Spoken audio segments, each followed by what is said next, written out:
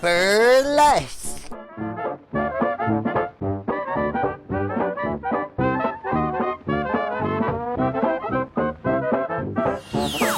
I'm hot as hell. I think I got swamped head.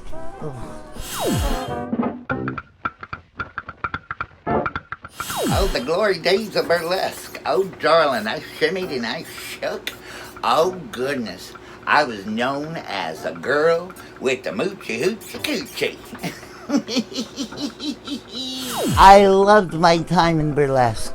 I was also a COOCH dancer on the CARNIVAL in a girly show. I knew how to bump and grind and shake my everything. I knew what to do to make my money, darlings. I was billed for a while as Ping Pong Paula.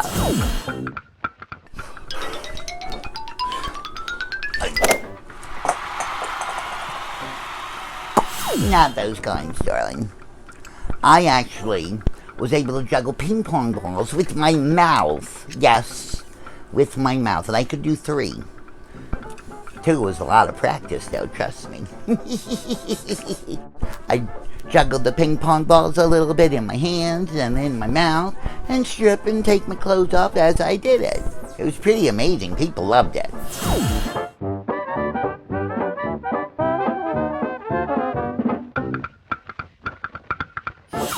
When it came to burlesque, if you didn't have a gimmick or you didn't have a novelty to make your strip special and stand out, then the agents really didn't have any interest in booking you, and then the owners really didn't have any interest in booking you at all. Hula hoops. Do something with a jump rope, maybe. When you're jumping, first of all, the men are going to love you jumping on a jump rope. And then maybe your clothes fall off. Some little gimmicks there, little ideas. Sally Rand with the bubble dance and the feather fans. Gypsy Rose Lee, you know, she educated people as well as took off her clothes. She used humor and comedy and teaching people little things like enthusiast, which means one who sheds its skin. Enthusiast. Fabulous word. Dixie Evans, she was the Marilyn Monroe of the burlesque. Of course, Tempest Storm and Ann Corio. Dusty Summers now. Dusty helped change my life, and she didn't even know it. She had clubs in Texas. She had birds, and she was doing a magic act. I thought, what a great idea. It planted a seed for me, because I knew I wanted to dance. And I was a pretty good dancer, and I was raised in circus business, so I had some different talents. Then I saw Rosita Royce, and she actually had pigeons that flew from the balcony at the theater onto her shoulders, and they would take her clothes off. I thought to myself, now that's an act. So, within a couple months, my first time performing, I was Bird of Paradise. Doves that flew onto my shoulders and would slowly take one piece of silk off at a time until I had nothing on but the pasties and my little G-string. Now it would be big pasties and a great big G-string. It was the idea of the peekaboo. What are you gonna see? And trust me, I peekabooed more than a couple times, because I could shake it a lot. And I'd let the men think they were going to see it all, and then sometimes I'd give them just a little bit. But see, I did the pasties and the tassels. I could get the tassels going pretty well in my day. Then they came out with the assels. You had tassels and assels. Darling, I've got a big butt, but I couldn't do nothing with the assholes. That's crazy. These girls now, they can get them all going up, down, down, down, down, down. Pretty amazing, I mean. After burlesque, I ended up on the carnival in a girly show. I would dance and prance on the little stage, and then everybody would come inside the tent, and you'd have these beautiful girls dancing around. It was a burlesque show that traveled on the carnivals. And we made some good money, too, let me tell you. I was doing my Bird of Paradise routine for a while, and I met a gentleman by the name of Ward Hall. Oh my goodness. he had sideshow oddities. I think he had the World of Wonders. And he was just an amazing man, and I learned a lot from him.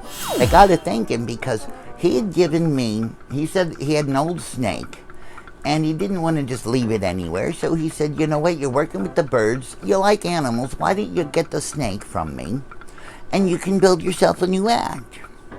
I said, build myself a new act? I've got the birds, but the birds were, you know, I needed something new and fresh.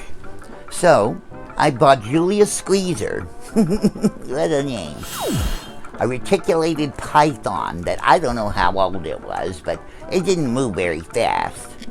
And so I bought Julius Squeezer, and within 2 weeks, I was Scheherazade, ODD, with her daring dance of the serpent. And it was amazing. I did so well on that COOCH show. That's what we called the carnival show. The girly shows, we called them COOCH shows. Hey, coochie, coochie, coochie. They got some coochie there, trust me.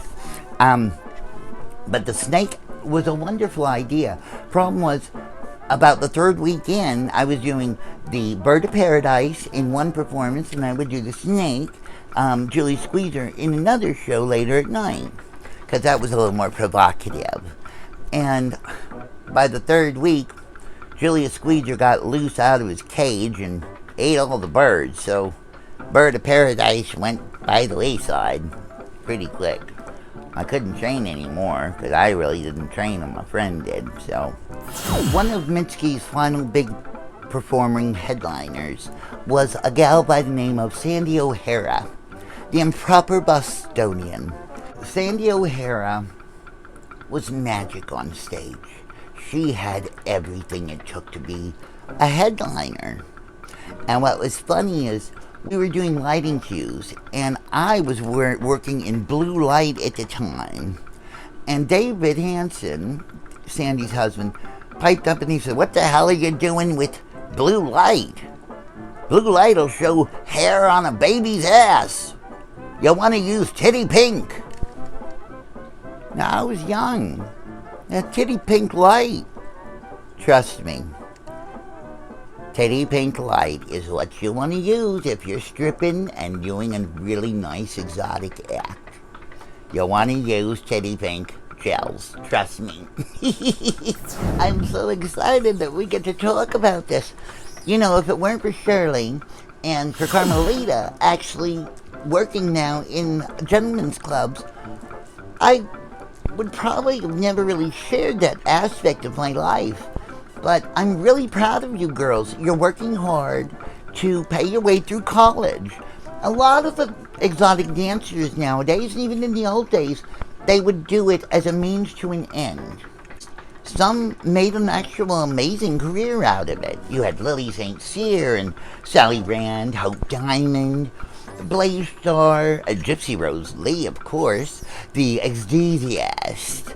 Now, if you made it to the Trocadero, that was the big thing. All the big names, they worked in a lot of the big, amazing theaters, but if you made it to the Trocadero, trust me, darling, you made it. For all the ladies that are doing burlesque or working at any kind of strip club, God bless you. Make all the money you can. Money, money, money. You gotta do it, honey. Get that gimmick, get that novelty act, and make the men spend all their money on you, and then go to college and represent them when they do something disgusting and dirty and perverted, and you will be the lawyer representing them.